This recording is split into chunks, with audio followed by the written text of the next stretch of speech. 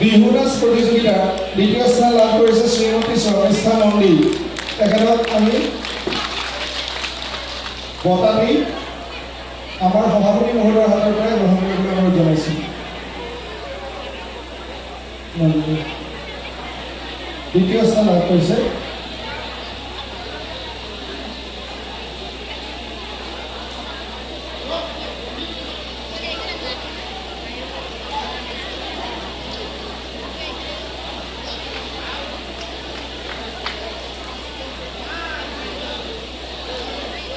আমি বিচাৰণৰ বিশেষ বঁটা বিহু নাচ প্ৰতিযোগিতাৰ নিৰ্বাহক শ্ৰীমতী চৰ্চালী শইকীয়া তেখেতক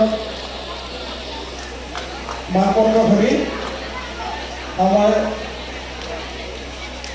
শ্ৰীযুত হৰেশ্বৰ শইকীয়া দেৱৰ